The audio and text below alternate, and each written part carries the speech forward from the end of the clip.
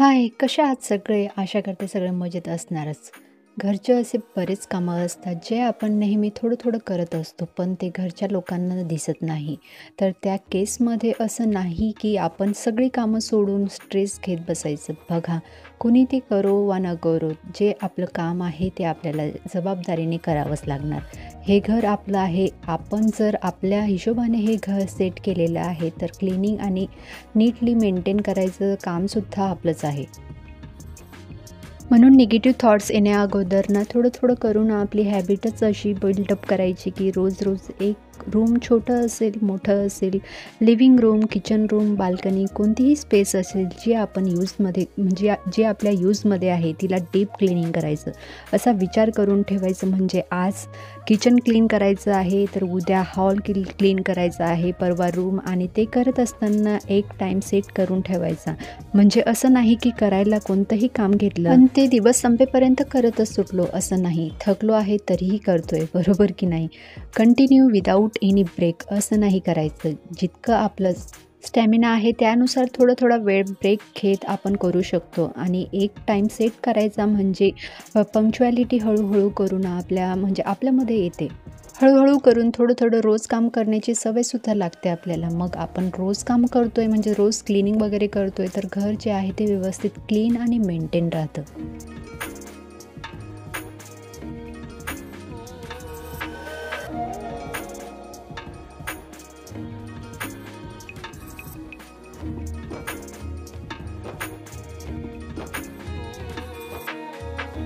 आणि हे बाजरीचं पीठ आहे, मी थोडं यूजसाठी काढून घेतलेलं आहे आणि थोडं जे आहे ते मी फ्रिजमध्ये ठेवते, जेणेकरून हे जे पीठ आहे ते कडू होणार नाही. आणि काही गोष्टी ज्या आहे ना, जेव्हा आपण आपल्या डोक्यामध्ये, आपल्या ब्रेनमध्ये काही गोष्टी सेट करून ठेवल्या ना, ते स्लोली करून आपल्या नेहमीच्या रुटीनमध्ये रुजत जातं आणि ते करत असताना आपल्याला कोणतंच टेन्शन नाही येणार आणि कोणी आपल्याला ॲप्रिशिएट करो किंवा न करो, काही फरक पण नाही पडत त्याने.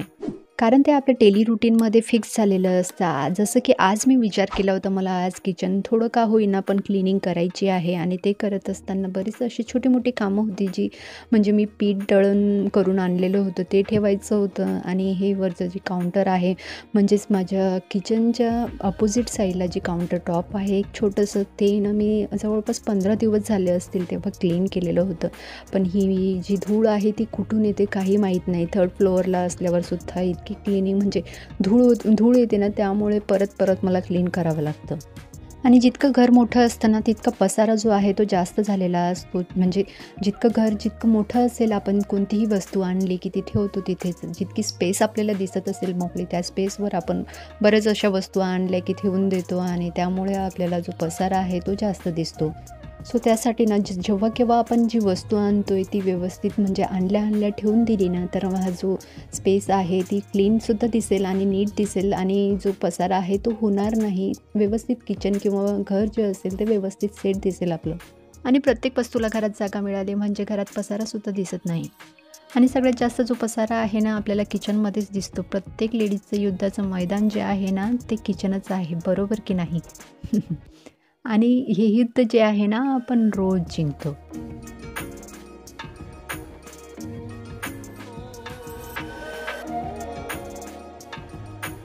बघा ना, लेडीजचं अर्धं आयुष्य जे आहे ना, ते किचनमध्येच जातं. जेवण बनवता तर बाकीचे कामं करता.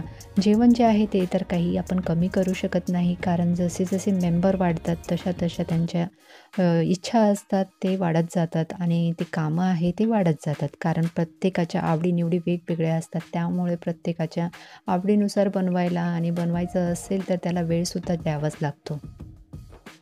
पण त्याला काही ऑप्शन नाही. पण हे जे कामं आहे ते आपण स्पीडअपसुद्धा करू शकतो. सो दॅट थोडा वेळ जो आहे तो आपल्याला निवांत मिळेल. कारण self care is more important. आपली काळजी तर दुसरं कोणी नाही घेणार, ती तर आपल्यालाच घ्यायची आहे. सो नेहमी सेल्फ मोटिवेटेड राहिलं पाहिजे, म्हणजे आपण सगळी कामं व्यवस्थित आणि हॅपीली करू शकू. आणि आज हा जो सर्व्हिस ओटा आहे तो तर क्लीन करायचाच होता मला. पण त्यासोबतच मला हे ज्या मसाले वगैरे होते ते सुद्धा भरून ठेवायचे होते. जास्त मी इथले मसाले जे आहे ते यूज नाही करत, पण असंच मला आवडतं म्हणून ठेवलेले आहे. छान वाटतं ना असं किचनमध्ये आल्या मसाले दिसले म्हणजे, कारण मसाल्यानेच तर आपलं जीवन चालतं. म्हणजेच आपलं जे सगळं काही आहे ते मसाल्याचं आहे. मसाल्या वाचून जेवणात आणि सोचल्या वाचून जीवनात चव येत नाही.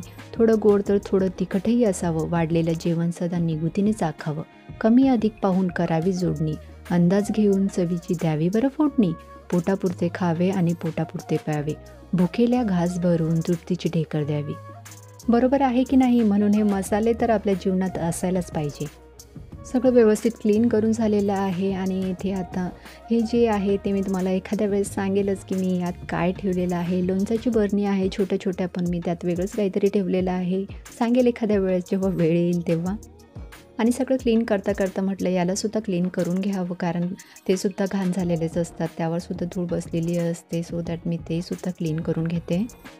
आणि हे मी असे 2-3 मनी प्लांटसुद्धा लावलेले आहे. ही पण लोणच्याची बरणी आहे. तीसुद्धा मी अशाच प्रकारे यूज करून घेते, कारण इतक्या छोट्या-छोट्या लोणच्या बरणीमध्ये जे आहे काय ठेवायचं हे मला काही कळत नाही. त्यामुळे मी त्यात असे जे प्लांट्स वगैरे जे आहे ते ठेवलेले आहे आणि किती छान ग्रो झालेले आहे. आपण बघू शकता मस्त त्याला फांद्यासुद्धा फुटलेल्या आहे. आणि किचनमध्ये असे छोटे-छोटे प्लांट्स जे आहे ते ठेवले ना तर छान व्हाईबसुद्धा येते आणि आपल्याला प्रसन्नसुद्धा वाटतं त्याने.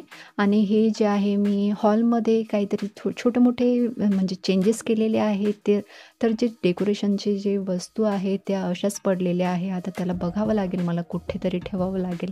घरात छोटे-मोठे जर चेंजेस केले ना आणि आपल्याला म्हणजे आपल्याकडे अशा डेकोरेशनच्या ज्या वस्तू असतील त्या पडलेल्या असतील तर त्यांना कुठे ठेवायचं नंतर हा मोठा प्रश्न पडतो. तर मी त्याला बघते आता कुठेतरी म्हणजे सेट करावं लागेल त्यालासुद्धा. आणि आपल्याला जर घरीच म्हणजे घरी पैसे जर वाचवायचे असतील तर अशा प्रकारचे जे जुने कपडे असतात त्यांना रियूज करून घ्यायचं, सो दॅट आपण आपले घरातले म्हणजे थोडे का पैसे होईना आपण वाचवतो आणि वस्तू ज्या आहेत त्या रियूज करू शकतो आपण. क्लिनिंगसाठी नवा रुमालच पाहिजे असं नाही. ज्या जुन्या वगैरे म्हणजे कपडे असतात त्यांना कट करून आपण ते रियूज करू शकतो. म्हणजे गर्दी जी आहे कपड्यांची तीसुद्धा कमी होते. आणि इथे क्लिनिंगसाठी मी अशाच प्रकारचे कपडे वापरते जुने. त्यांना कट करून घेते आणि क्लीन करते. थोडे दिवस वापरल्यानंतर फेकून देते. म्हणजे त्यांचा रियूजसुद्धा होतो. आणि दुसऱ्या साईडला आता मी जे आहे माझं किचनचं जे टॉप आहे ते सुद्धा डीप क्लीन करून घेते.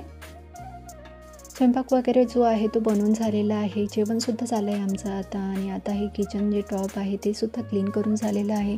तर आता जो वेळ असेल माझ्याकडे तो माझ्यासाठी मी टाईम असेल, थोडीशी एडिटिंग करेल. आणि एडिटिंग केल्यानंतर थोडा वेळ निवांत तरी पडेल मी थोडा वेळ तरी.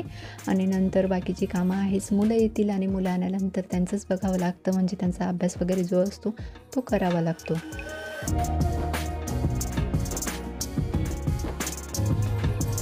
तर आपल्याला हा व्लॉग जो आहे तो कसा वाटला मला कमेंट करून जरूर सांगा. आणि माझे जे व्लॉग आहे ते तुम्हाला आवडत असतील तर चॅनलला सबस्क्राईब जरूर करा.